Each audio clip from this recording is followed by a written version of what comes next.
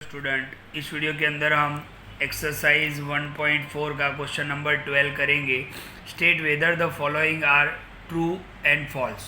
True and false है, ध्यान से देखो। पहला क्वेश्चन पूछा है फॉर एन आर्बिटरी यानी आर्बिटरी आपको सेमेस्टर 2 में भी पढ़ना है। आर्बिटरी कांस्टेंट, ये जब वर्ड आता है तो जो हम 5, 6, 7 ये कांस्टेंट नंबर होते हैं, लेकिन यहाँ पर आर्बिटरी का मीनिंग क्या है कि आप प्लस करो, माइनस करो, मल्टीप्लाई करो, ये सब होता है। ओके, तो arbitrary binary operation star on set N, आपको सेट कौन सा दिया हुआ है? N. A star A is equal to A, तो क्या ये ट्रू होगा? तो ये सम सॉल्व करें उससे पहले मैं आपको एक और क्वेश्चन बता दूँ। आपको याद होगा 1.4 के अंदर हमने ये 5th नंबर का क्वेश्चन सॉल्व किया था।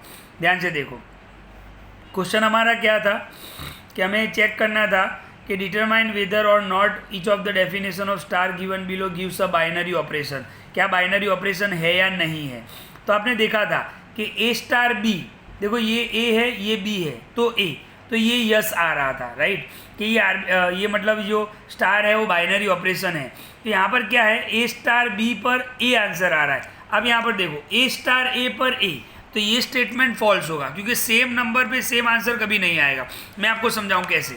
देखो मैंने क्या बताया आपको, आर्बिटरी का मतलब क्या होता है? प्लस, माइनस, मल्टीप्लाई, कोई भी। अच्छा, इसका फॉर्मूला आपको टेक्स्ट बुक में कहाँ पे दिया हुआ है? तो यहाँ पे दिया हुआ है, ध्यान से देखो। एग्जाम्पल 29, ये भी साथ में सॉल्व हो जाएगा। So that addition, subtraction and multiplication are binary operation on R. Okay, हमें क्या दिया हुआ है? ऑन एन दिया हुआ है। ओके, तो ध्यान से देखो, but division is not a binary operation on R. Okay, तो ध्यान से देखो, प्लस के लिए R cross R tends to R, यानी आपका डोमेन आर क्रॉस आर से और रेंज भी आर से। तो ए बी, तो आपको क्या करना पड़ेगा? ए प्लस बी, प्लस है इसलिए ए प्लस बी। माइनस के लिए ए माइनस बी, और इसके लिए ए बी है तो मल्टीप्लीकेशन के लिए ए बी। तो प्लस, माइनस और मल्टीप्लाई जो फंक्शन है वो बाइनरी है किस पे? आर पे। लेकिन आर के अंदर ये क्या होगा?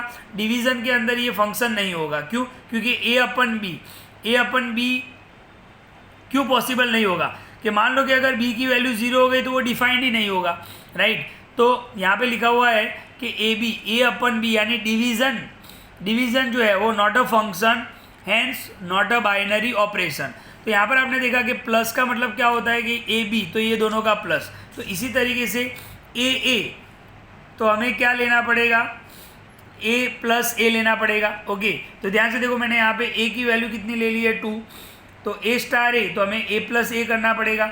तो a की वैल्यू अगर 2 है तो a की वैल्यू तो कितनी आ रही है? 4 प्लस करने पर, और यही आपका a होगा, यानी a star A is not is equal to a होगा, यानी ये स्टेटमेंट क्या होगा? फॉल्स होगा। अब आप यहाँ पे बहुत सारे स्टूडेंट कंफ्यूज होते हैं कि सर यहाँ पर ए बी था, बट मैं आपको रूल्स बता रहा हूँ कि प्लस में आपको क्या करना है? ए बी, तो ए प्लस बी, तो ए स्टार ए होगा तो वो तो ए प्लस ए करना पड़ेगा। लेकिन यहाँ पर तो क्या दिया हुआ है? ए दिया हुआ है, तो ए प्लस ए हमने किया तो कितना आंसर आया? 4। अच्छा, ए की वैल्यू 2 ली थी तो ए की वैल्यू तो 4 आ रही है, इसलिए ये स्टेटमेंट क्या होगा? फॉल्स होगा, राइट। सेकेंड स्टेटमेंट देख लेते हैं। इसी का सेकेंड स्टेटमेंट भी दिया हुआ है, ये बहुत आसान है। If star is a commutative binary operation on an. Okay, यहाँ पे पूछा है कि स्टार अगर कम्यूटेटिव है तो क्या ये पॉसिबल है? तो कम्यूटेटिव के लिए क्या होता था? A star B is equal to B star A. Okay, तो ध्यान से देखो, ए स्टार इसको हम बी मान लेते हैं। ओके, तो ध्यान से देखना, ए स्टार इसको हमने बी मान लिया है, ए स्टार बी तो क्या होगा? बी स्टार ए।